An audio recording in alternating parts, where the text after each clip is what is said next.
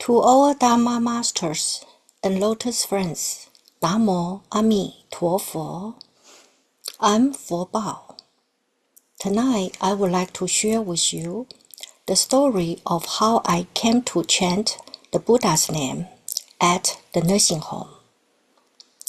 The first time I truly faced death was when I was 10 years old.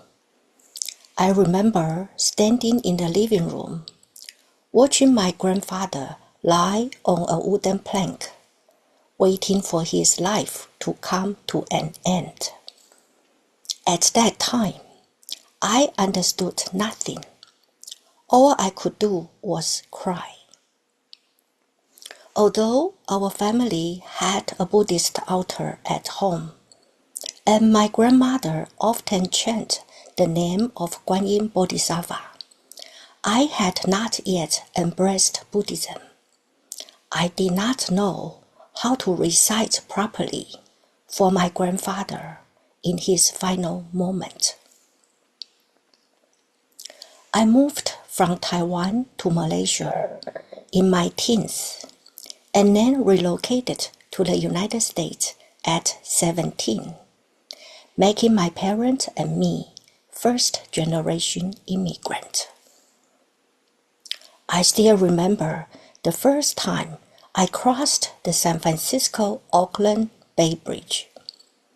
It dawned on me that this so-called America might be the place where my parents would spend their final years. Yet, we knew almost nothing about this new land. How would we care for them as they grew older, or accompany them at the end of life? Before we left Taiwan, my grandmother advised us to recite the name of Guanyin Bodhisattva. From then on, whenever I faced difficulties or uncertainty, I turned to Guanyin Bodhisattva and quietly recite her name. Hoping my parents would have more opportunities to connect with people their own age, I began volunteering at a bingo center in a nursing home. Serving elderly residents from different backgrounds, I found their smiles to be my greatest motivation. I was still quite young at that time, and I treated the seniors who came to play bingo as if they were my own grandparent. I remind myself that even though I could no longer care for my own grandparent, I could at least be a companion for someone else's.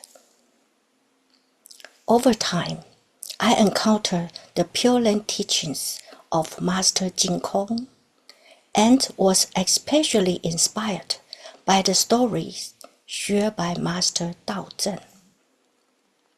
In 2001, I made a personal vow to devote myself seriously to studying the Dharma. Unexpectedly, just a month later, my parents and I took refuge in the Three Jewels together through a Buddhist organization, formally becoming Buddhist. At that time, I had hoped to serve the community by assisting those at the end of life with recitation, but the circumstances wasn't yet right. In 2005, I decided to first join a Chinese hospice care group, beginning by offering support in nursing homes. Many elderly Chinese residents, upon seeing volunteers who spoke their languages, eagerly struck up conversations. They often held onto our sleeves, reluctant to let us leave. In truth, the role of a volunteer is very limited, yet I never gave up those precious opportunities, because even brief visit can mean so much to elderly people who are lonely overseas. Whenever I met someone with a connection to Buddhism, I would gently encourage them to recite Amitabha's name more. Through those interactions, I was able to accompany several individuals in their final days, and on one occasion, I even chanted for hours for someone I did not know. These experiences fulfill a small part of my long-held wish, yet I always felt it wasn't enough. I longed for the chance to help even more people through assisted recitation. Later, I shifted my focus from hospice care to the dedicated practice of Pure Land Buddhism. Beginning in 2017, a few volunteers and I started visiting the same nursing home each month to lead Amitabha name recitation. I still remember the excitement I felt the first time we hung an image of Amitabha Buddha in the main hall.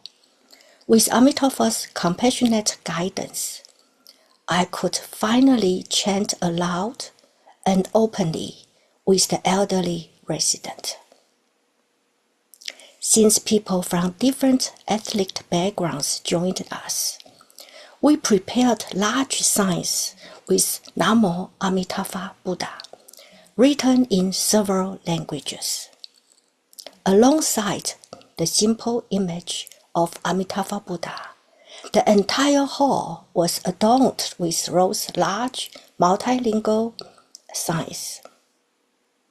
Accompanied by the sound of Amitabha-Recitation and Dharma talks, our images showing on the TV screen, the space became our temporary Buddha hall.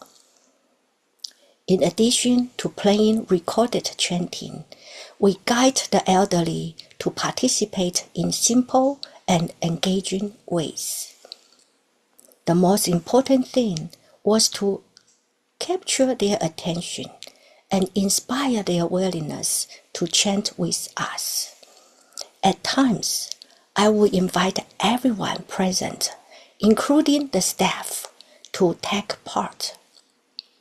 We took turns reciting, and after each person finished, the whole room would clap and applaud. For those unable or reluctant to speak, I would chant on their behalf. All the volunteers loved to dance, so we often combined chanting with simple movement. Everyone delighted in accompanying the elderly in reciting the Buddha's name. A few Japanese seniors were especially devoted and had been chanting with us for several years. No matter what melody we used, they always joined in wholeheartedly. Since the elderly have short attention spans, we would change our approach every few minutes. Often, we chant Amitabha Buddha's name aloud, teaching them to recite Namo Amituofo slowly, one word at a time, hoping they will remember to continue chanting even after we left.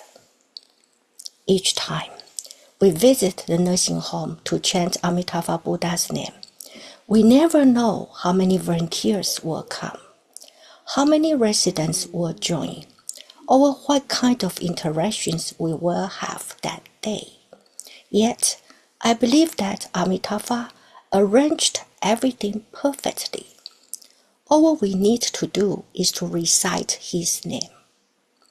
His name fills the entire nursing home with light, bringing peace to the elderly and strengthening their faith and aspiration for rebirth in the land of ultimate bliss. No matter the circumstances, we will continue this work. For now, we can only lead recitation sessions and are not yet able to assist individuals at the time of death. But I trust that every situation is the best arrangement under Amitabha's compassionate care. We simply just need to do our best. Master Huijin once said, "The goal of the Pure Land Path is to be reborn in the land of ultimate bliss, and there attain supreme Buddhahood through Amitabha-Recitation. Yet, the attainment of Buddhahood is ultimately for the sake of all sentient beings. Therefore, in the present life, we should do our best to serve others according to our circumstances.